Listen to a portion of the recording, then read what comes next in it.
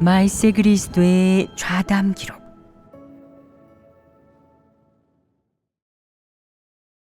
다른 측면의 말씀. 발췌문.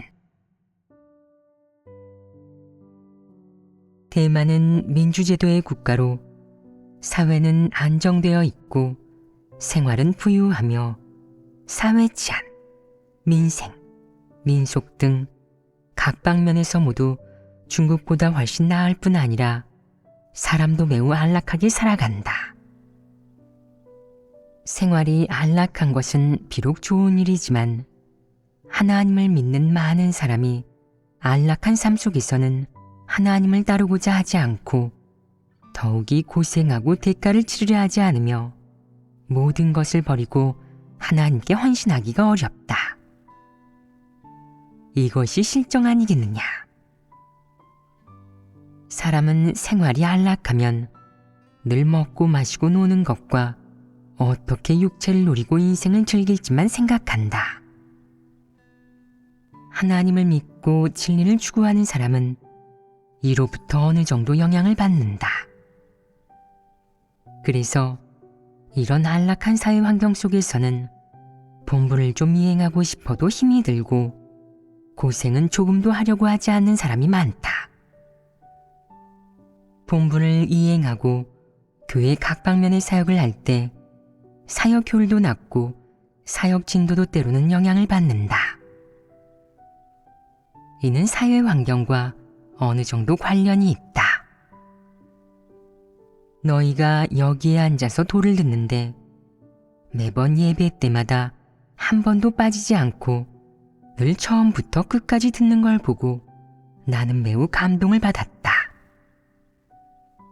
중국 사람도 하나님을 믿을 수 있는데 환경의 강요와 압박, 사회 차별과 박해를 심하게 받는 사람들도 있고 단순히 공평하고 합리적인 것을 찾고자 정신적 지주와 기댈 곳을 찾고자 하나님을 믿는 사람도 있다.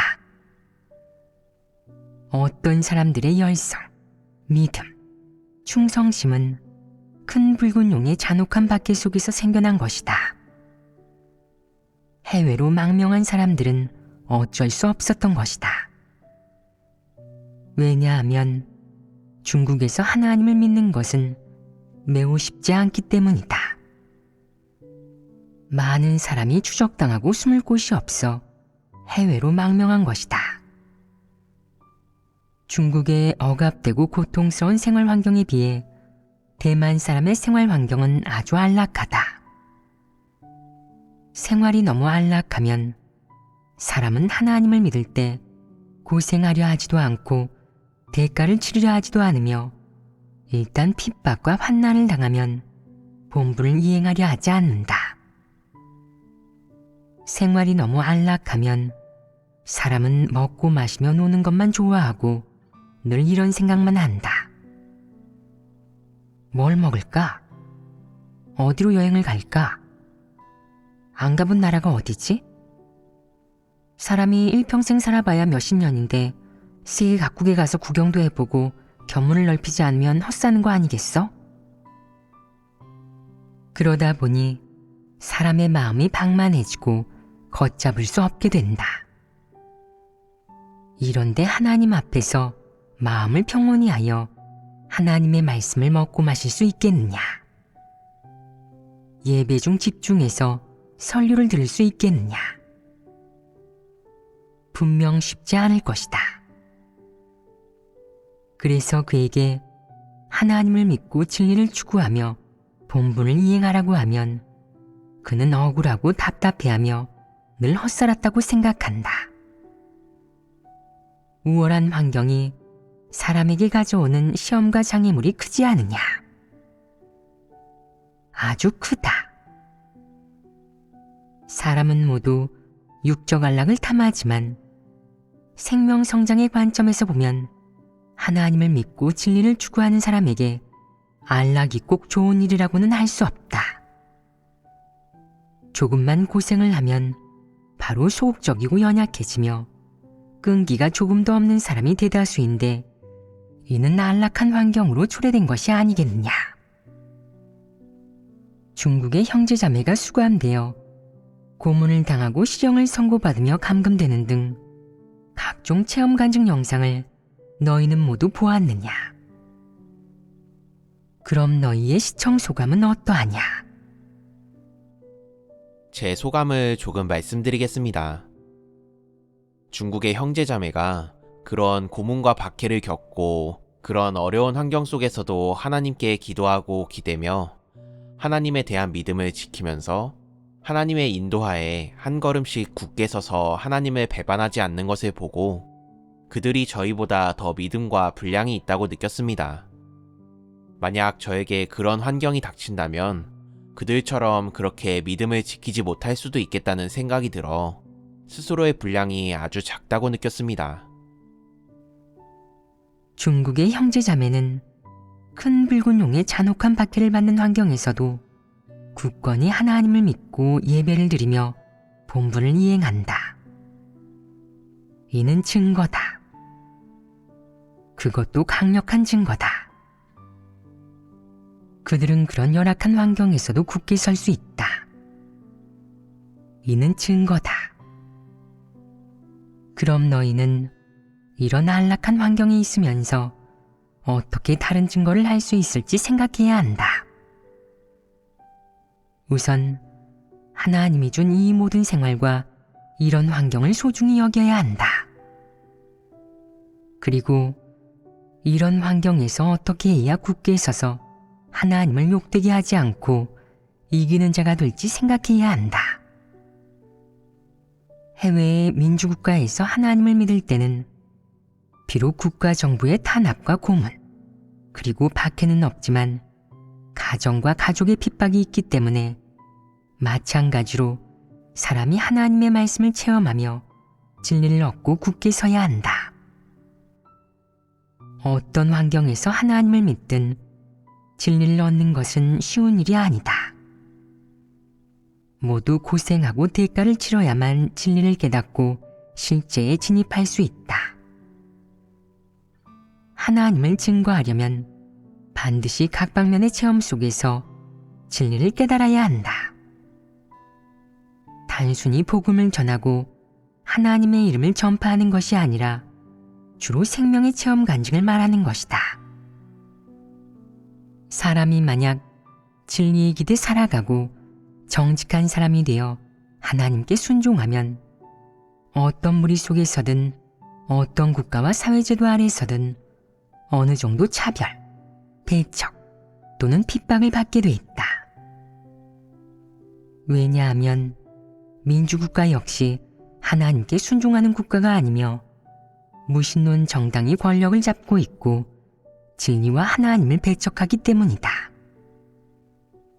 이런 국가에서 하나님을 믿으면 핍박과 환난은 없더라도 내가 복음을 전하고 하나님을 증거하려면 어느 정도 제한이 있고 어느 정도 차별, 비방, 평가, 정죄도 받게 된다. 이는 모두 사실이다. 만약 이런 일들을 꿰뚫어 보지 못하면 진리를 깨달은 사람이 아니다. 어떤 국가에서든 그리스도를 받아들이고 따를 때는 많든 적든 어느 정도 핍박과 환난이 있으니 신중하게 행동하고 하나님에게 기도하며 하나님을 앙망해야 할 뿐 아니라 총명과 지혜를 갖춰야 한다. 어느 국가에 있든 어떤 사회 환경 속에 있든 하나님이 너에게 적절한 환경을 안배했으니 이는 사람이 진리를 추구하느냐에 달려있다.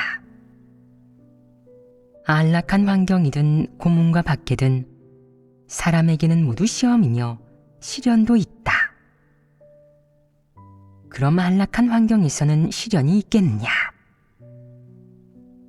마찬가지로 하나님의 시련이 있다.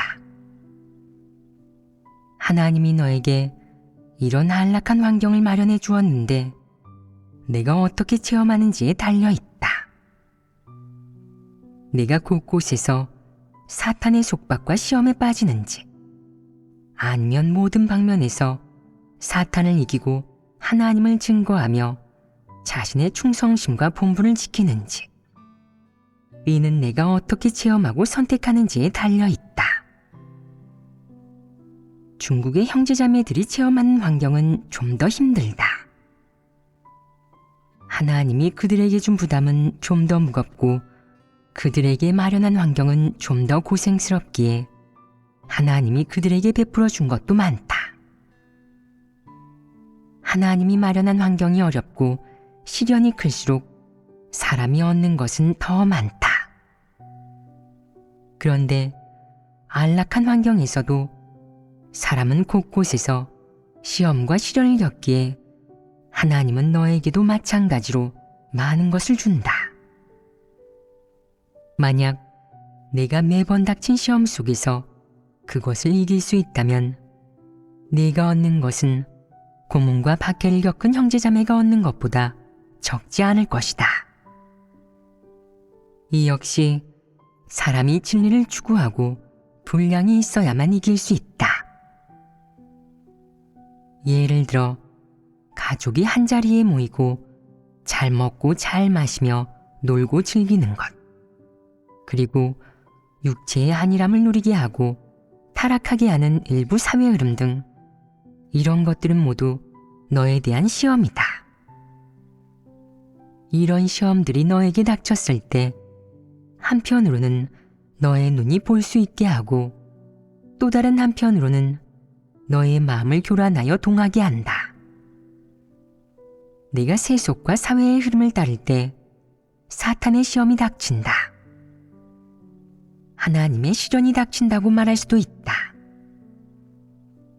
이런 시험과 시련을 어떻게 대할지는 내가 선택해야 한다. 이는 바로 하나님이 사람을 검증하는 때이자 사람을 드러내는 때다. 하나님이 너에게 한 말씀과 내가 깨달은 진리가 역할을 발휘할 때다. 만약 내가 진리를 추구하는 사람이고 너의 마음속에 하나님에 대해 진실한 믿음이 있다면 너는 이 시험을 이길 수 있고 하나님이 너에게 마련한 시련 속에서 굳게 서서 하나님을 증거할 수 있다. 만약 내가 진리를 사랑하지 않고 세상과 사회의 흐름을 사랑하며 안락을 탐하고 육체를 만족시키기를 좋아하며 공허한 삶을 좋아한다면 너는 세속을 따르고 마음속으로 이런 것들을 부러워하며 이런 것들에 끌리고 점유될 것이다. 그런 다음 마음속에서 조금씩 하나님을 믿는 것에 대해 흥미를 잃고 진리를 싫어하게 될 것이다. 그럼 너는 시험 속에서 사탄에게 사로잡히고 이런 시련 속에서 증거를 잃게 될 것이다. 많은 사람이 도를 많이 들었고 본분도 이행하고 있지만 마음속으로는 여전히 공허함을 느끼고 연예인, 사회의 흐름, 유명인사를 좇으며 TV 예능 프로그램을 보는 데다가 심지어 드라마를 보느라 밤낮이 바뀌기도 한다. 게다가 게임하는 젊은이들도 있다. 아무튼 그들은 어떤 대가라도 감내하고 심취한 듯 이런 세상의 흐름에 속하는 것들을 좇는다.